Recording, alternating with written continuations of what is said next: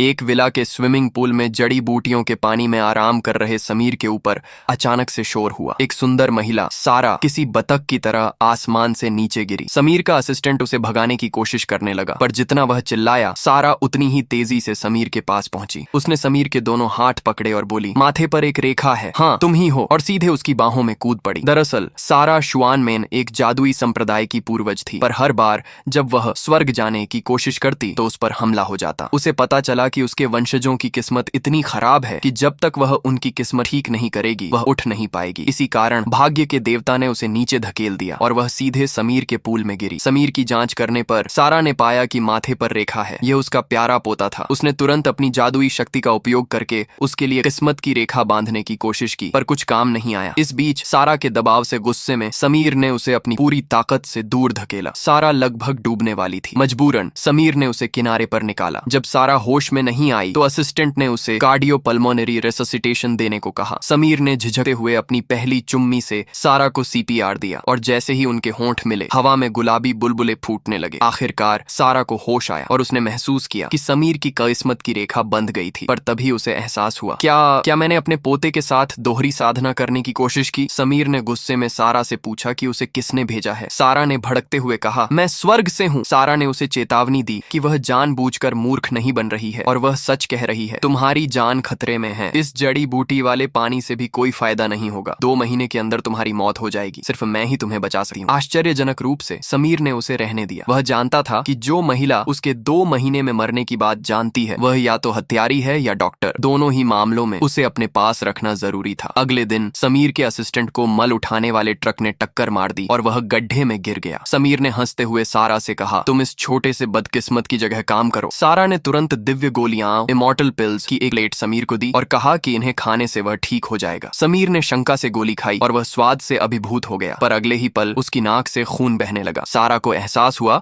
कि समीर एक इंसान है और एक साथ इतनी दैवीय ऊर्जा संभाल नहीं सकता। सारा माथे पर हाथ रखकर बाहर भागी, जहाँ बिजली का देवता लेशन उसका इंतजार कर रहा था। सारा ने पूरी कहानी बताई और पूछा कि क्या कोई हल है। बिजली का देवता बोला, समीर को बचाने का एक रास्ता है, उसे तुम्हारे साथ रात गुजारनी होगी। सारा का दिमाग चकरा गया, वह उसका पोता है। पर तभी बिजली का देवता ने एक और बॉम्ब फोड़ा। पोता क्या? मैं तुम्हें यही बताने आया हूँ कि तुमने गलत आदमी को चुना है। तुम्हारी किस्मत की रेखा किसी और के साथ बंधी है। ये पोता नहीं है, तुमने इसके साथ प्रेम रेखा बांध दी है। अब सब कुछ बदल चुका था। सारा ने समीर को बिस्तर पर धकेल दिया। मुझे गुरुदेव ने कहा है कि तुम्हारे साथ सोने से तुम्हारी बीमारी ठीक हो जाएगी और तुम्हारी जान बच जाएगी। क्या सोना? समीर ने विरोध किया, पर सारा ने उसे जादू से स्थिर कर दिया। समीर ने विरोध करना जारी रखा और तभी उसने अचानक अपनी पूरी ताकत लगाई, जिससे वह जादू टूट गया। मैं हिल सकता हूँ।